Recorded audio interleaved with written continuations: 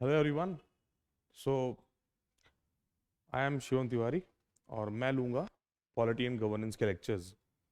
तो हमने कुछ टॉपिक्स जो आपका प्रीलिम्स बहुत ही नज़दीक है और कुछ टॉपिक्स लेंगे जो आपके करंट अफेयर्स से रिलेटेड हैं और पॉलिटी के कुछ ऐसे टॉपिक्स हैं। अब जैसे देखिए क्या होता है ना कि गवर्नमेंट, जुडिशरी, ये सारे जो ऑर्गेनाइजेशंस हैं ये कुछ ना कुछ ऐसा करते रहते हैं जिसकी वजह से आपके पॉलिटी के कुछ टॉपिक्स जो हैं वो न्यूज़ में बने रहते हैं। तो एक चांस हो जाता है कि ये टॉपिक्स जो हैं वो न्यूज़ में हैं, इसलिए इनसे क्वेश्चंस आने के चांसेस ज़्यादा हो जाते हैं। एक जो सबसे कॉमन टॉपिक जो न्यूज़ में है वो है एंटी डिफेक्शन लॉ। ठीक है, आप सभी ने सुना होगा एंटी डिफेक्शन लॉ कि होता क्या है ये एंटी डिफेक्शन। ये न्यूज़ में आपने बहुत बार सुना होगा कि यहाँ के एमएलए अपनी पॉलिटिकल पार्टी को छोड़ के दूसरी पॉलिटिकल पार्टी ज्वाइन कर लेते हैं, ऐसा वैसा आपने न्यूज़ में हमेशा सुना होगा। ठीक है, so today will talk about anti defection law. ये टॉपिक जो है वो आपके प्रीलिम्स और मेंस दोनों पॉइंट ऑफ व्यू से बहुत इंपॉर्टेंट है। ठीक है, क्योंकि ये ऐसा मान लीजिए कभी नहीं होता कि साल में एक दो बार तो न्यूज़ में रहता ही रहता है, कभी इस राज्य की सरकार गिर जाती है क्योंकि कुछ एमएलए इस पार्टी को छोड़ के उस पार्टी में चले गए। ये सुनने में आता ही रहता है आप लोगों को। ठीक है, so what is anti defection law. देखिए हमारे यहाँ 1960s के अराउंड में आया राम गया राम करके एक फ्रेज जो है वो बहुत कॉमन हो गया था, आया राम गया राम। ठीक है, ये इस वजह से क्यों फ्रेज ये बहुत ही फेमस हो गया 60s के दौरान, क्योंकि हरियाणा में एक बार ऐसा हुआ कि एक एमएलए साहब ने एक दिन के अंदर 3 बार यानी कि 3 times he changed his political party from one party, he switch from one party to another political party thrice in a day. ठीक है, तो वहां से ये फ्रेज जो है बड़ा कॉमन हो गया, आया राम गया राम। ठीक है, अब होता क्या है कि व्हाट इज एंटी डिफेक्शन। ठीक है, डिफेक्शन का सिंपल सा मतलब होता है कि व्हेन एन इलेक्टेड कैंडिडेट, ठीक है, switch from one political party to another political party. ठीक है, डिफेक्शन जब वो एक पॉलिटिकल पार्टी से दूसरी पॉलिटिकल पार्टी में स्विच करता है आफ्टर गेटिंग इलेक्टेड, उसे कहा जाता है डिफेक्शन। और इसी डिफेक्शन को रोकने के लिए एंटी डिफेक्शन लॉ लाया गया था। इसका सबसे बड़ा जो ऑब्जेक्टिव है इस लॉ का, to maintain the stability of a government. देखिए किसी भी सरकार को बनने के लिए, अपने जैसे देश में जहां डेमोक्रेसी का बहुत ज्यादा इंपॉर्टेंस है, people elect the government, state government is elected by the people. ठीक है, central government is elected by the people. अब जनता द्वारा चुनी हुई सरकार को आसानी से गिरा दिया जाए, क्यों? क्योंकि कुछ एमएलए के मन में बहुत सारे कारण हो सकते हैं। एक तो होता है लालच। लालच किस चीज का? पैसे का लालच हो सकता है, पावर, मिनिस्ट्रियल की मुझे मिनिस्ट्री चाहिए, मिनिस्ट्री चाहिए, मुझे मिनिस्टर नहीं बनाया, तो आप क्या करोगे, इस फलाना सरकार को गिरा दोगे ताकि दूसरी जिस भी पॉलिटिकल पार्टी में आप जा रहे हो उसकी सरकार बन जाए और वो आपको मिनिस्टर का पद दे दे। ठीक है, तो बहुत सारे कारण हैं जिसकी वजह से लोग डिफेक्शन करते हैं, एमएलए या एमपीज जो है वो स्विच करते हैं from one political party to another political party. So इसी चीज को रोकने के लिए ये जो अनस्टेबिलिटी क्रिएट की जा रही थी थ्रू डिफेक्शन, ठीक है, इसी चीज को रोकने के लिए एंटी डिफेक्शन लॉ हमारे यहाँ लाया गया। और 52nd कॉन्स्टिट्यूशनल अमेंडमेंट एक्ट, याद रखिएगा बहुत इंपॉर्टेंट है, 52nd constitutional amendment act was enacted in the year 1985। कब लाया गया ये? 1985 में लाया गया। ठीक है, राजीव गांधी साहब उस समय प्रधानमंत्री थे और उन्होंने इस अमेंडमेंट एक्ट को लाया गया। तो याद रखिएगा, anti defection law was enacted through 52nd Constitutional Amendment Act 1985, और this particular amendment act added 10th schedule in Indian Constitution। क्या है?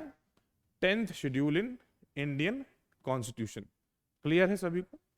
ये याद रखिएगा, ठीक, कि कौन सा शेड्यूल ऐड किया हमारे 52nd कॉन्स्टिट्यूशनल अमेंडमेंट एक्ट ने, ठीक है, और कब किस ईयर में लाया गया, ये सब आपके स्टेट पीसीएस, अगर आप यूपीसी की आप थोड़ा सा बात अगर छोड़ दीजिए, तो जो स्टेट पीसीएस, एमपीपीएससी हो गया, यूपी पीसीएस हो गया, यहाँ पे इधर क्वेश्चन ज्यादा कॉमन है कि anti defection law was enacted through which constitutional amendment act, 10th schedule was added through which constitutional amendment act. ये प्रीलिम्स पॉइंट ऑफ व्यू के स्टेट पीसीएस के क्वेश्चन है, मैं आपको थोड़ा सा बता देता हूँ इन चीजों के बारे में, ठीक है। चलिए आगे बढ़ते हैं कि क्या है, what are the important features. तो एंटी डिफेक्शन लॉ के दो इंपॉर्टेंट पार्ट हैं, ठीक है। The first part of anti defection law is कि it lays down certain grounds of disqualification, certain grounds of disqualification, कि what are the grounds, कि जब कोई भी कैंडिडेट क्या करेगा कि वो डिस्क्वालीफाई हो जाएगा। तो there are 4 grounds which are mentioned in anti defection law, ठीक है। सबसे पहला है if any elected candidate switch from one political party to another political party, ठीक है। elected candidate if switch from one political party to another political party, ठीक है। मान लीजिए कोई कांग्रेस का एमएलए है, ठीक है, अगर वो अपनी पॉलिटिकल पार्टी को छोड़ के बीजेपी ज्वाइन कर लेता है, दूसरी कोई पॉलिटिकल पार्टी ज्वाइन कर लेता है, तो वो अंडर दिस लॉ डिस्क्वालीफाई हो जाएगा, ठीक, बात याद रखिएगा। इसके अलावा जो सेकंड है वो है if any elected candidate goes contrary to the direction issued by political party. देखिए क्या होता है ना कि हाउस में हर पॉलिटिकल पार्टी के कुछ एमएलएज या एमपीज होते हैं, ठीक है। जैसे लोकसभा की बात कर लेते हैं कि लोकसभा में कांग्रेस कुछ एमपीज बैठे हुए हैं, ठीक है। Then there are BJP's MPs, then there other political parties member of parliament in the Lok Sabha. अब कल कोई बिल पेश होना है, ठीक है, तो उस बिल के लिए किस तरह का रिएक्शन होगा, whether our MLAs, Congress decide करेगी कि हमारे एमपीज बिल को समर्थन देंगे या नहीं देंगे, what will be the course of action. अब इसके लिए हर पॉलिटिकल पार्टी एक व्हिप अपॉइंट करके रखती है, ठीक है। Whip is an important post जो कोड ऑफ कंडक्ट डिसाइड करते हैं कि हाउस में हमारे एमएलए का कोड ऑफ कंडक्ट किस तरह से होगा, फर्दर कोर्स ऑफ एक्शन किस तरह से होना है कल के दिन के लिए, ठीक है। तो व्हिप एक आदेश जारी करेंगे कि कल ये लॉ पेश होने वाला है और इस लॉ को हम सपोर्ट करने वाले हैं या अपोज करने वाले हैं। अब अगर मान लीजिए उस पॉलिटिकल पार्टी ने ये डिसाइड किया है कि we are going to oppose this particular bill, ठीक है, तो अगर मान लीजिए उस पॉलिटिकल पार्टी ने जिसने डिसाइड किया है कि we are going to oppose this bill और उसी पॉलिटिकल पार्टी के किसी कैंडिडेट ने सपोर्ट कर दिया, इज इट क्लियर, क्या हो गया, सपोर्ट कर दिया, तो आपको ये बात समझनी पड़ेगी what does it means. It means that that particular elected candidate has acted contrary to the direction issued, जिस तरह का डायरेक्शन इशू किया गया था उसके ठीक अगेंस्ट उसने एक्ट किया है, ठीक है। तो जब वो इस तरह का काम करेगा तो that will be the ground of disqualification under anti defection law. Is it clear, आ रही बात समझ में। तो ये दूसरा ग्राउंड है which has been laid by anti defection law, ठीक, आ रही बात समझ में। तो पहला हो गया when any elected candidate voluntarily gives up his or her membership. दूसरा होता है कि if any elected candidate goes contrary to the direction issued by the political party. Third जो है it talks about independent candidate. देखिए हर जगह कुछ कैंडिडेट्स ऐसे होते हैं जो किसी ना किसी पॉलिटिकल पार्टी के होते हैं, ठीक है। There is a candidate supported by X political party, there is B candidate supported by Y political party, but there are also certain candidates जो किसी भी पॉलिटिकल पार्टी से बिलोंग नहीं करते हैं, ठीक है। और ऐसा कोई भी व्यक्ति जो किसी भी पॉलिटिकल पार्टी से नहीं बिलोंग करता है और अगर वो इलेक्शन जीत जाता है तो वो इंडिपेंडेंट एमएलए या इंडिपेंडेंट एमपी कहलाता है, because that particular candidate does not belongs from any political party, that is why he is an independent candidate, ठीक। तो तीसरा ग्राउंड है it talks about independent candidate कि if any independent candidate joins any political party, कोई भी independent candidate अगर किसी भी पॉलिटिकल पार्टी को ज्वाइन कर लेता है तो वो क्या कहलाएगा? डिस्क्वालीफाई कहलाएगा। Is it clear? तो याद रखिएगा कि इंडिपेंडेंट कैंडिडेट जो है वो किसी भी पॉलिटिकल पार्टी को ज्वाइन नहीं कर सकते। अब जो फोर्थ ग्राउंड है, it talks about nominated candidates.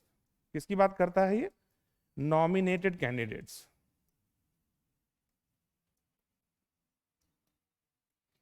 Nominated candidates कौन होते हैं? हम सब ने पढ़ा हुआ है, ठीक है, याद करिए। अब तो ठीक है, नॉमिनेटेड कैंडिडेट्स का जो लोकसभा और स्टेट लेजिस्लेटिव असेंबलीज में है उनको खत्म कर दिया गया है, नहीं एक्सटेंड किया गया। बट ये हम लोग ऑलरेडी बात इस पर कर चुके हैं पहले भी। Rajya Sabha has a 12 nominated members nominated by the president of India, ठीक है, फ्रॉम 4 फील्ड। याद करिए, बात कर चुके हैं हम। तो अगर कोई भी nominated member, nominated candidate if joins any political party, क्या है? If joins any political party after 6 months, क्या है? After 6 months। Is it clear?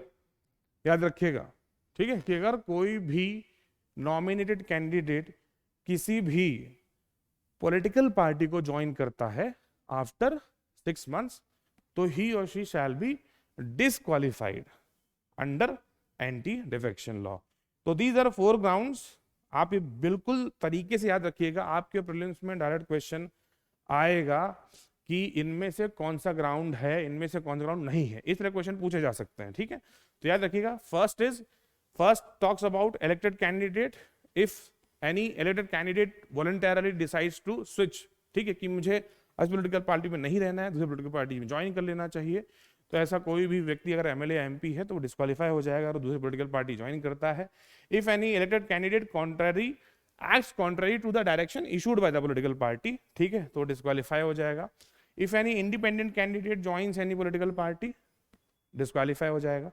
And the fourth is if nominated candidate joins any political party after the expiry of 6 months, यानी कि आज अगर कोई व्यक्ति नॉमिनेटेड हुआ है तो वो 6 महीने के बाद यदि किसी पॉलिटिकल पार्टी को ज्वाइन करता है तो वो डिस्क्वालीफाई हो जाएगा, ठीक।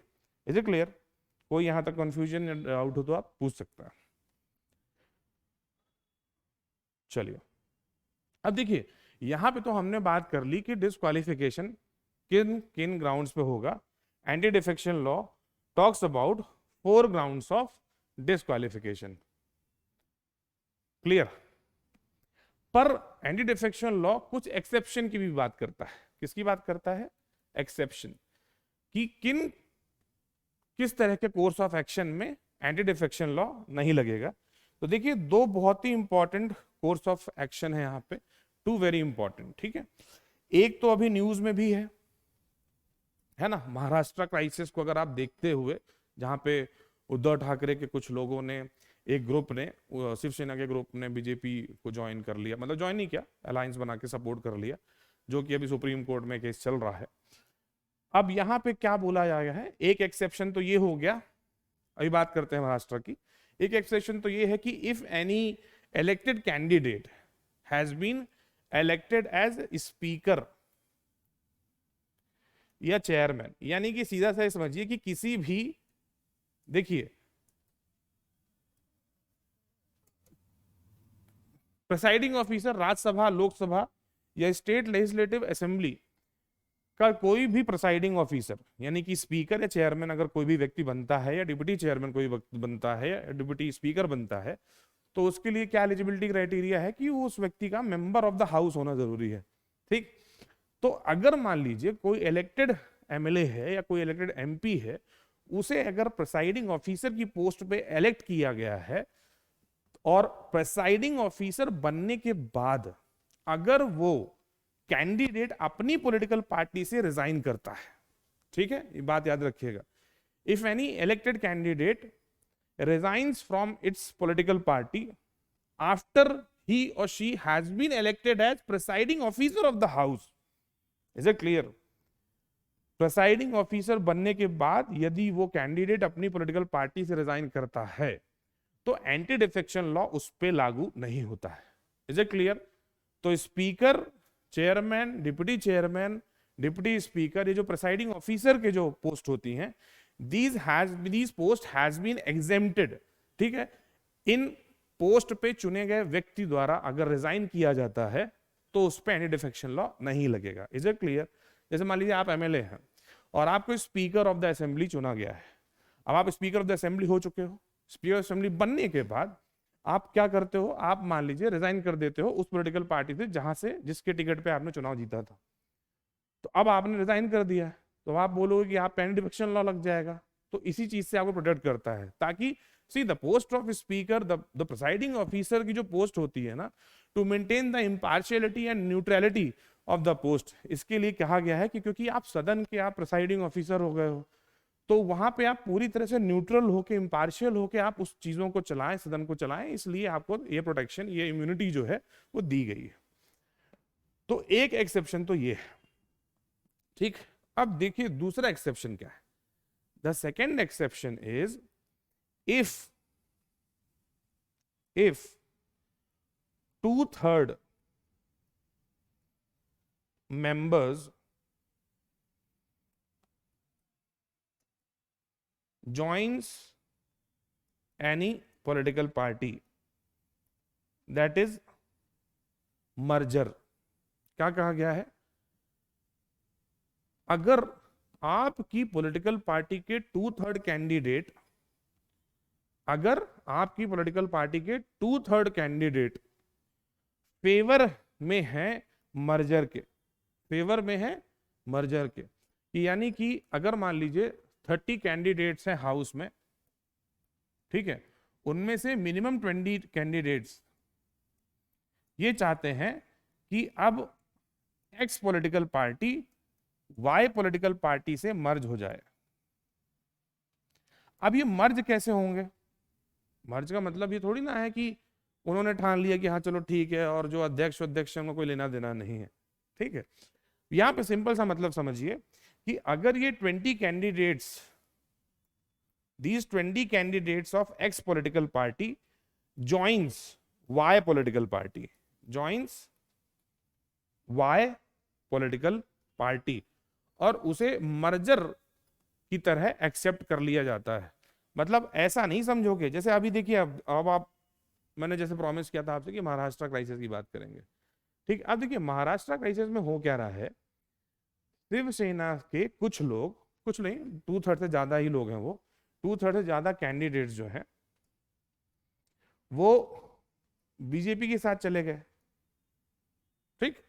अब यहां पे इस बात को समझिए, एंटी डिफेक्शन लॉ साफ तौर पे मर्जर की बात कर, देखिए वो तो सुप्रीम कोर्ट में मामला है, अब वो सुप्रीम कोर्ट जिस तरह से सुनवाई करेंगे वो तो बात की बात है, बट जितनी हम लोगों की समझ है उस पर अगर बात की जाए तो यहाँ पे मर्जर शब्द का मतलब ये होता है साफ साफ कि जब आप 2/3 का फॉर्मूला लगा रहे हैं तो जो ग्रुप दूसरी पॉलिटिकल पार्टी को सपोर्ट, यानी कि अलायंस की बात यहाँ पे नहीं हो रही, मर्जर, यानी कि देयर विल बी नो मोर शिवसेना। अब आप शिवसेना के नाम पे एग्जिस्ट ही नहीं करते हो, वो सारे 2/3 लोग पूरी तरह से बीजेपी में शामिल हो चुके हैं, यानी कि मर्ज हो चुके हैं। They no more exist as separate entity और a separate group in the name of Shiv Sena, ठीक है। क्यों? क्योंकि 2/3 simply talks about the merger, and merger means कि एक जो आइडेंटिटी एग्जिस्ट करती थी, अब वो आइडेंटिटी पूरी तरह से खत्म हो चुकी है और आप पूरी तरह से एक उस पॉलिटिकल पार्टी में, यानी कि दूसरे पॉलिटिकल पार्टी में शामिल हो चुके हो।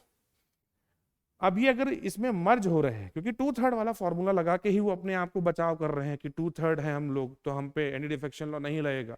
But the problem here is, अब यही तो अब सुप्रीम कोर्ट डिसाइड करे कि भैया ये मर्जर कहलाएगा कि नहीं कहलाएगा, क्योंकि मर्ज का मतलब ये होता है कि शिवसेना अब आप नहीं कहलाओगे, आप पूरी तरह से बीजेपी ही कहलाओगे, क्योंकि आप मर्ज हो चुके हो उसमें, ठीक है। आ रही बात समझ में? क्लियर है? तो दीज आर द, कोई डाउट या कोई क्वेश्चन हो तो आप पूछ सकते हैं। दीज आर द 2 एक्सेप्शंस जो याद रखिएगा कि जो किसी भी पॉलिटिकल पार्टी के 2/3 candidate if joins any political party and it has been as a merger, ठीक है, तो वहां पे एंटी डिफेक्शन लॉ नहीं लगेगा। क्लियर? तो these are the 2 types of exception.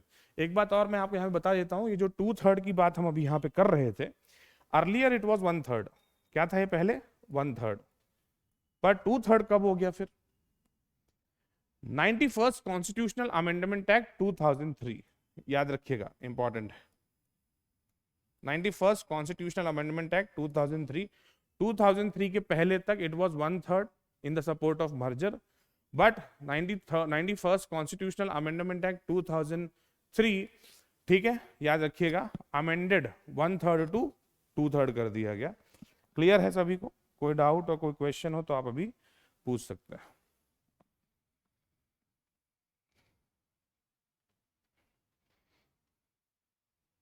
ठीक, चलिए अब देखिए होता क्या है, मैंने आपको शुरुआत में एक बात बताई थी कि एंटी डिफेक्शन लॉ लाया ही इसीलिए गया है ताकि एक स्टेबल गवर्नमेंट बनी रहे, अनस्टेबिलिटी ना क्रिएट हो, ठीक है, डेमोक्रेसी पूरी तरह से मेंटेन रहे, और वो जो डेमोक्रेटिक इलेक्शंस हमारे यहाँ होते हैं उसके नॉर्म्स ना वायलेट हो, जनता के द्वारा दिया गया जो वोट है वो बहुत कीमती है और उसकी तौहीन ना हो, उसको वायलेशन ना हो उस चीज का, ठीक है। पर देखिए होता क्या है कि 1985 में कानून बना, उसके बावजूद भी क्या हमारे यहाँ डिफेक्शन को हम रोक पा रहे हैं? तो आंसर इज नो, क्योंकि साल में आप 1 या 2 बार ये चीजें सुनते हुए, ये आज की बात नहीं है, पिछले 15-20 सालों में आपने कई बार ये घटनाएं सुनी होंगी कि इस राज्य की सरकार जो है वो गिर चुकी है क्योंकि कुछ 10-15 एमएलए जो है वो दूसरी पॉलिटिकल पार्टी को ज्वाइन कर चुके हैं और सरकार गिर गई है, नई सरकार बन गई है, ठीक। तो क्या हम डिफेक्शन रोक पाए हैं? क्या स्टेबिलिटी हम क्रिएट कर पा रहे हैं? अभी भी नहीं। क्यों? क्योंकि एंटी डिफेक्शन लॉ में कुछ ना कुछ अभी भी लूप होल्स हैं, there are loopholes in anti defection law, कुछ गड़बड़ियां हैं जिन्हें अभी भी सुधारना बहुत जरूरी है, ठीक है। तो we have to understand about loopholes कि क्या लूप होल्स हैं, क्यों हम इतने सालों से ये कानून बना हुआ है उसके बावजूद भी हम जो है नहीं रोक पा रहे हैं डिफेक्शंस को, लोग आसानी से डिफेक्ट कर रहे हैं, लोग आसानी से सरकार गिरा रहे हैं, चले जाते हैं पॉलिटिकल पार्टी में वगैरह वगैरह। तो let's see one by one these loop holes. The first one is, सबसे पहला, रोल ऑफ प्रिसाइडिंग ऑफिसर थोड़ा सा प्रॉब्लमेटिक है यहाँ पे, ठीक है, रोल ऑफ प्रिसाइडिंग ऑफिसर। अब देखिए होता क्या है जनरली कि जो भी प्रिसाइडिंग ऑफिसर बनेगा कौन, पहले तो ये समझिए आप, याद करिए जब हम पार्लियामेंट बात कर रहे थे, जब हम स्टेट लेजिस्लेचर की बात कर रहे थे, तो हमने बात की थी कि स्पीकर का चुनाव कैसे होता है। तो जनरली जिस पॉलिटिकल पार्टी की मेजोरिटी होती है, स्पीकर भी उसी पॉलिटिकल पार्टी से होता है, ठीक।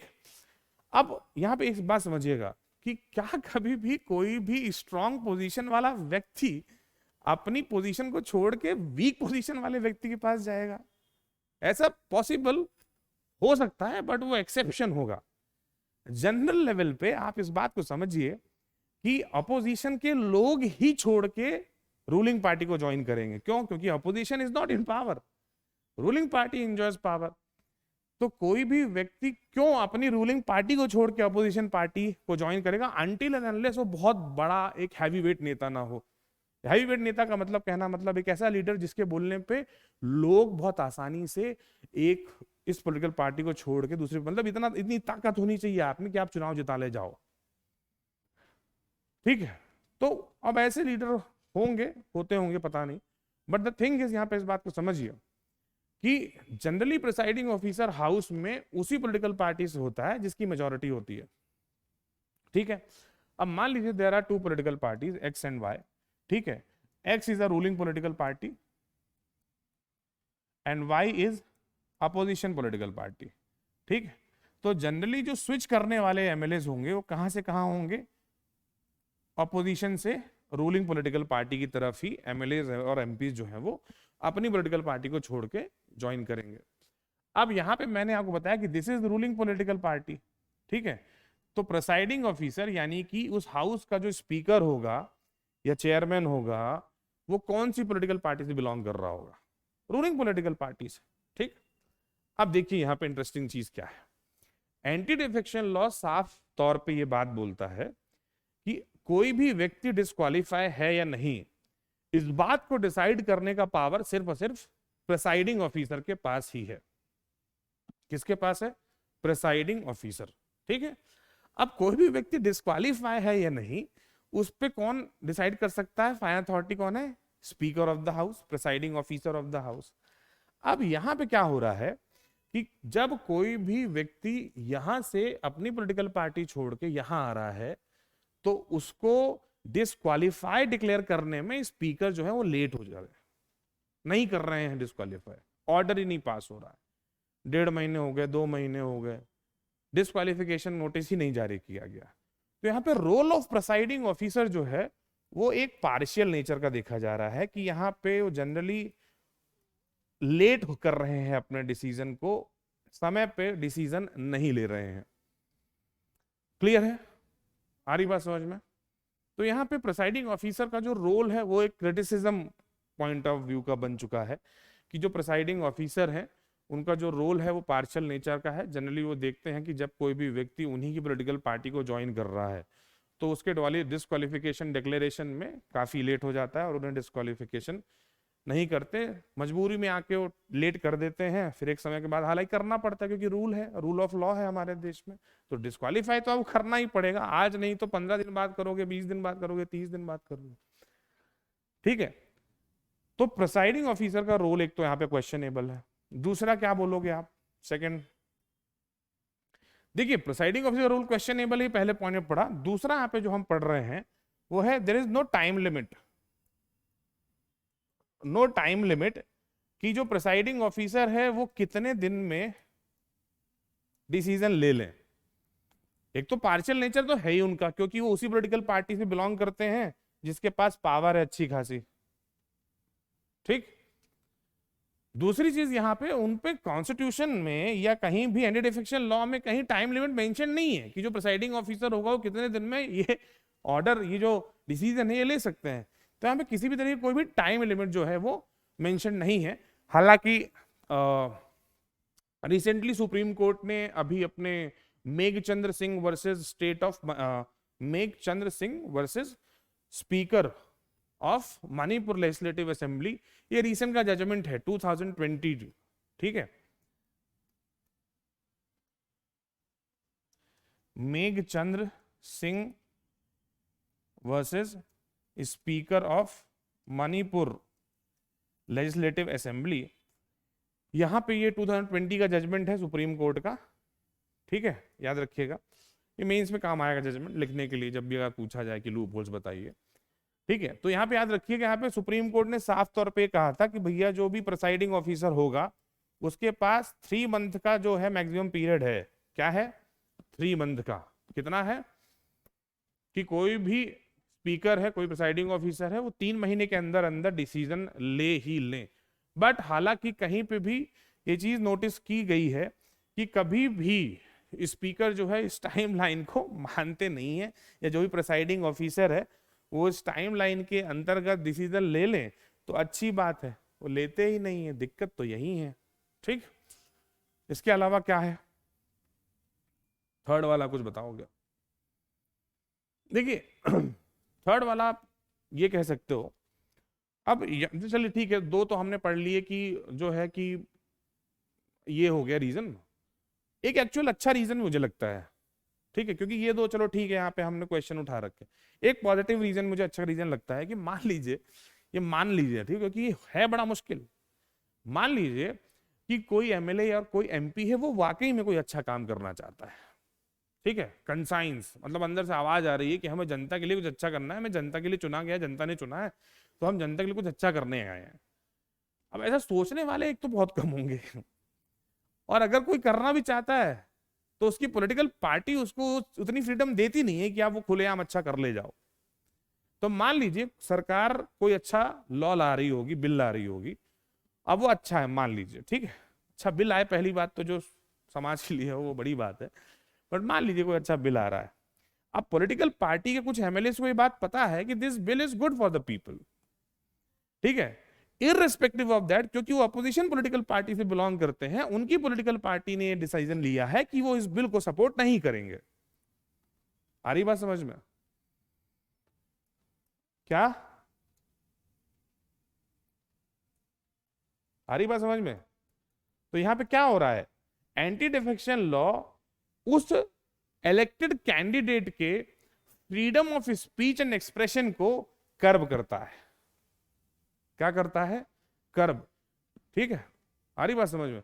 क्योंकि उसकी पॉलिटिकल पार्टी ने डिसाइड किया है कि we have to oppose that bill, तो इलेक्टेड कैंडिडेट कितना भी सोच ले कि वो बिल बहुत ही अच्छा है, बहुत ही लाभकारी है, प्रॉफिटेबल है, पब्लिक इंटरेस्ट में है, हमको सपोर्ट करना चाहिए, बट उसकी पॉलिटिकल पार्टी ने एक विप जारी कर दिया है कि you have to oppose that bill, तो he or she cannot go contrary to the direction issued. हमने अभी पढ़ा है डिस्क्वालिफिकेशन के 4 ग्राउंड। Is it clear?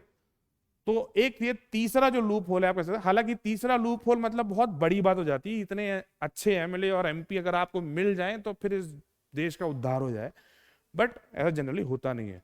ये आरोप विचारों पे लगा नहीं सकते, क्योंकि आपके एमएलए और एमपी ज्यादातर पैसा, पावर, मिनिस्टर बनने के चक्कर में ही पॉलिटिकल पार्टी छोड़ते हैं अपनी। ठीक है, फोर्थ पे आते हैं। अब देखिए, एंटी डिफेक्शन लॉ डिफेक्शन को रोकने के लिए बना हुआ है।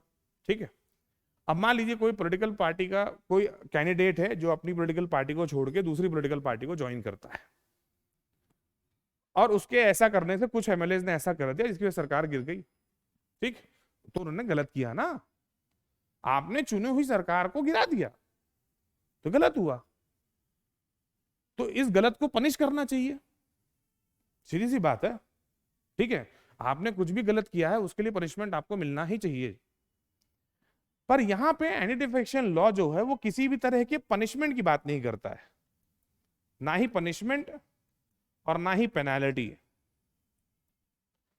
पनिशमेंट यानी कि एग्जाम्पल के तौर में मैं आपको बता देता हूं कि जैसे मान लीजिए कि अगर किसी भी व्यक्ति ने एंटी डिफेक्शन लॉ के तहत डिस्क्वालीफाई हुआ है तो वो 6 साल तक चुनाव नहीं लड़ सकता या 3 साल तक चुनाव नहीं लड़ सकता। ऐसा कोई भी पनिशमेंट हो कि भैया जो आपका जो आप डिस्क्वालीफाई हो चुके हो अंडर एंटी डिफेक्शन लॉ, अब आप 4 साल तक चुनाव नहीं लड़ सकते, अब आप 3 साल तक चुनाव नहीं लड़ सकते। ठीक है, या आपके ऊपर 50,000 जुर्माना है, लाख रुपए का है, 2 लाख का है, 3 लाख का है। Is it clear? तो the anti defection law exactly not defines what actually disqualification means, कि आपने डिस्क्वालीफाई तो कर दिया है, अब आपने डिस्क्वालीफाई कर दिया, एक व्यक्ति एंटी डिफेक्शन लॉ के तहत डिस्क्वालीफाई हो गया, पर वो दूसरी पॉलिटिकल पार्टी ज्वाइन कर चुका है, अब वो 6 महीने के अंदर वो पॉलिटिकल पार्टी से चुनाव लड़ सकता है, और अगर जीत गया तो वापस से एमएलए एमपी बन जाएगा। क्या ही बड़ी बात है उसके लिए। आप देखो इस बात को कि जब एक व्यक्ति एक पॉलिटिकल पार्टी को छोड़ के दूसरी पॉलिटिकल पार्टी को ज्वाइन करता है तो वो 6 महीने के अंदर नई पॉलिटिकल पार्टी से चुनाव लड़ता है। Is it clear? तो उनके लिए क्या ही बड़ी बात है, उनके लिए क्या ही एंटी डिफेक्शन, क्यों डर होगा एंटी डिफेक्शन लॉ का? क्योंकि एंटी डिफेक्शन लॉ किसी पेनल्टी या पनिशमेंट की बात तो करता नहीं है, तो डर कहां से आएगा? क्यों लोग डरेंगे? उनको क्या जा रहा है, 40 करोड़ रुपए दो, वो अपनी सरकार गिरा देंगे, दूसरी सरकार दूसरे पॉलिटिकल पार्टी में ज्वाइन हो जाएंगे। Is it clear? क्लियर है? चलिए, तो दीज आर द 4 मेजर रूप holes of anti defection law, ये बात याद रखिएगा। Generally prelims point of view से लेना देना कम ही है। ठीक है, प्रीलिम्स पॉइंट ऑफ व्यू से आपको डिस्क्वालिफिकेशन ग्राउंड पता होने चाहिए, एक्सेप्शन पता होने चाहिए। ठीक है, मेंस पॉइंट ऑफ व्यू से आपसे पूछा जा सकता है कि किस तरह से एंटी डिफेक्शन लॉ जो है वो वीक माना जाता है, what are the reasons for that, और इसे कैसे मजबूत किया जा सकता है, strengthen, how to strengthen the anti defection law. तब वहां पे आपको ये कुछ पॉइंट्स मेंशन करने पड़े। अब देखिए, जो हमने लूप होल्स पढ़े उन्हीं को आप अगर उठा लेंगे तो स्ट्रेंथन करने की बात आ जाएगी कि कैसे हम एंटी डिफेक्शन लॉ को एक स्ट्रॉन्ग पिलर्स प्रोवाइड कर सकते हैं, कैसे इसे और मजबूती दे सकते हैं। ठीक है, सबसे पहला तो यहां पे देखिए एक ना न्यूट्रल अथॉरिटी बैठनी चाहिए। क्या बैठनी चाहिए? नॉन पार्टीशन अथॉरिटी, एक इंडिपेंडेंट अथॉरिटी हो। क्या हो?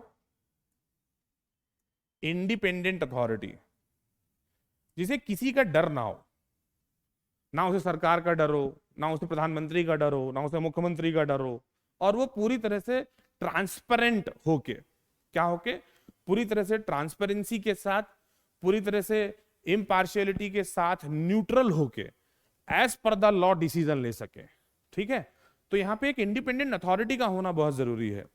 ठीक है, कि एक कोई इंडिपेंडेंट अथॉरिटी, या तो सरकार नई अथॉरिटी क्रिएट कर दे कि भैया देखो एंटी डिफेक्शन लॉ की नई अथॉरिटी बनाई गई है, या तो सरकार किसी ऐसे व्यक्ति या किसी ऐसी बॉडी को ही इस चीज की रिस्पॉन्स, जैसे इलेक्शन कमीशन ऑफ इंडिया जो है independent constitutional body under article 324 of Indian constitution, तो उसे ही इस बात की रिस्पॉन्सिबिलिटी दी जाए। ठीक है, आ रही बात समझ में? तो ये रीजन हो गया कि एक इंडिपेंडेंट अथॉरिटी होनी चाहिए। दूसरा क्या रीजन हो सकता है, किस तरह से आप उसे स्ट्रॉन्ग कर सकते हैं?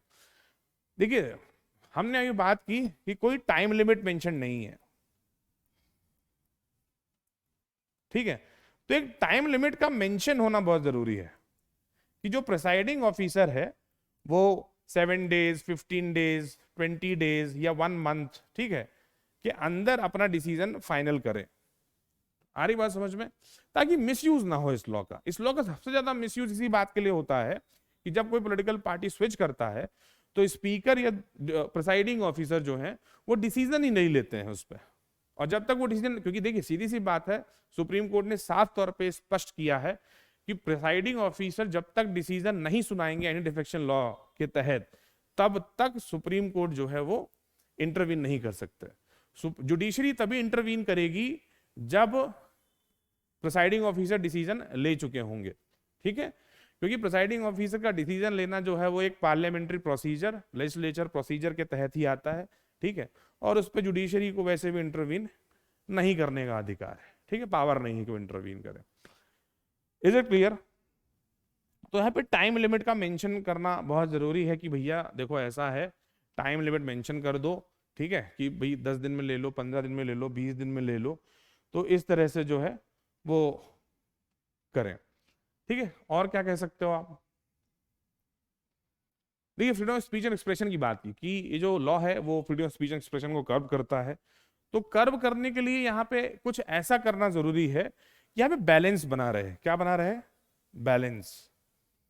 किस चीज में बैलेंस बना रहे? कि freedom of speech and expression का वॉयलेशन भी ना हो, ठीक है, और डिफेक्शन भी इजीली ना हो पाए। तो इसके लिए देखिए जरूरी क्या है, जरूरी ये है, फॉर एग्जाम्पल के तौर में बता देता हूं जनरली। देखिए, अब कोई लॉ आ रहा है, वो लॉ बहुत बड़ी बात तो नहीं है कि सरकार, वो लॉ पास नहीं हो तो सरकार गिर जाएगी, ऐसा तो कभी होता नहीं है। लॉ आए, पास नहीं हुए तो ठीक है, पास हो गए तो अच्छी बात है। सरकार बनने या बिगड़ने पे किसी लॉ के पास होने का बहुत ज्यादा लिंकेज नहीं है। तो यहां पे ऐसा कहा जाता है कि देखिए, जब कभी भी इस तरह के की बातें हो पार्लियामेंट में कि जैसे for example no confidence motion आ रहा है, तो जब नो कॉन्फिडेंस मोशन हो तभी यहां पे जरूरी हो कि पॉलिटिकल पार्टी ने जिस तरह के डायरेक्शन इशू किए हैं उसी के अकॉर्डिंगली ही हर व्यक्ति को एक्ट करना पड़ेगा, क्योंकि उस वक्त जरूरी है कि अगर पास हो गया मोशन तो सरकार गिर जाएगी। Is it clear? आ रही बात समझ में? तो ऐसे मुद्दों पे जहां पे सरकार के गिरने या बनने का खतरा होता है, उसी दौरान सिर्फ एनी डिफेक्शन लागू होना चाहिए। नॉर्मल लॉस के पासिंग को लेके कि अगर कोई नॉर्मल लॉ है उसका पास होना, नॉर्मल बिल पेश हो रहा है कल, उसका पास होना है और उसमें किसी भी एमएलए या एमपी को लगता है कि उसका सपोर्ट किया जाना चाहिए और उनकी पॉलिटिकल पार्टी ने अगर बोला हुआ है कि नहीं हमें अपोज करना है, और फिर भी वो बिल अच्छा अगर उन्हें समझ में आता है कि हाँ ये पब्लिक इंटरेस्ट में है, तो वो अपने डायरेक्शन, अपने पार्टी के द्वारा इश्यू किए गए डायरेक्शन के अगेंस्ट जा सकता है। Is it clear? तो यहाँ पे थोड़ा सा बैलेंस हमें क्रिएट करना पड़ेगा कि एक बैलेंस क्रिएट करो जहां पे चीजें जो है, ना ही freedom of speech and expression, एक जो व्यक्ति सोचता है कि हमें जनता ने चुना है तो हमें पब्लिक के इंटरेस्ट के लिए ही हम आए हैं और उन्हीं के लिए हम काम करेंगे, ठीक है, तो एक वो बैलेंस बना रहे हैं यहाँ पे। Is it clear? आ रही बात समझ में? अब फोर्थ रीजन आप यहां पे अंदाजा लगा सकते हैं कि एक्चुअली डिस्क्वालिफिकेशन है क्या, इस बात को डिफाइन करने का समय आ चुका है कि अगर आप जब किसी भी व्यक्ति को डिस्क्वालीफाई करते हो तो उसका मतलब होता क्या है। तो यहां पे किसी भी तरह की कोई पनिशमेंट या पेनाल्टी जो है वो मेंशन की जाए, ठीक है। या देखो होता क्या है ना कि हमारे यहाँ जनरली लोग अपने इंटरेस्ट को ही मध्य सुप्रीम लेवल पे रखते हैं, पब्लिक इंटरेस्ट को कोई बहुत ज्यादा इंपॉर्टेंस नहीं देता है, ठीक है। तो यहाँ पे पनिशमेंट या पेनाल्टी का होना बहुत जरूरी है ताकि एक लॉ जो हमारे यहाँ बना हुआ है उसका पालन हो सके, उसको लोग माने, और रूल ऑफ लॉ की जो थ्योरी है हमारे यहाँ, रूल ऑफ लॉ का जो कॉन्सेप्ट है वो प्रॉपर तरीके से हमारे स्टेट में, हमारी कंट्री में बना रहे। Is it clear? तो the fourth is disqualification. Actual क्या है उसे डिफाइन करने की आवश्यकता है कि क्या कोई भी व्यक्ति जो डिस्क्वालीफाई हुआ है तो उसका मतलब क्या है, किसी तरह का कोई पेनल्टी या पनिशमेंट आप उस पर डालिए ताकि किसी भी व्यक्ति पे इस बात का एहसास हो, उसे वो फील कर सके कि एक चुनी हुई सरकार को गिराना अच्छी बात नहीं है। ठीक है, तो यहाँ पे ये these are the 4 grounds which you can tell कि हम किस तरह से एंटी डिफेक्शन लॉ को और ज्यादा मजबूत बना सकते हैं, स्ट्रॉन्ग बना सकते हैं, स्ट्रेंथन कर सकते हैं। Is it clear? इसके पहले हमने पढ़ा कि what are the loopholes in anti defection law. Clear है? आ रही बात समझ? तो यहाँ पे 4 लूप होल्स पढ़े। उसके पहले हमने बात की कि व्हाट आर द एक्सेप्शंस जहां पे एंटी डिफेक्शन लॉ नहीं लगता है। तो देयर आर 2 एक्सेप्शन। याद रखिएगा कि अगर कोई भी एलिट कैंडिडेट प्रिसाइडिंग ऑफिसर यदि एलिट कर लिया जाता है, उसके बाद वो रिजाइन करता है यदि अपनी पॉलिटिकल पार्टी से, तो उस पर एंटी डिफेक्शन लॉ नहीं लगेगा। अगर 2/3 मेंबर किसी भी पॉलिटिकल पार्टी के मर्जर के सपोर्ट में दूसरी पॉलिटिकल पार्टी ज्वाइन कर सकते हैं, ठीक है, कर लेते हैं, तो वहां पर एंटी डिफेक्शन लॉ नहीं लगेगा। Is it clear? इसके अलावा हमने बात की 4 grounds which are laid by the anti-defection law, which talks about कि these are the grounds under which an candidate can be disqualified. तो ये 4 ग्राउंड याद रखिएगा, ठीक? And that was the introduction. ठीक है, तो that's all about anti-defection law. Thank you so much.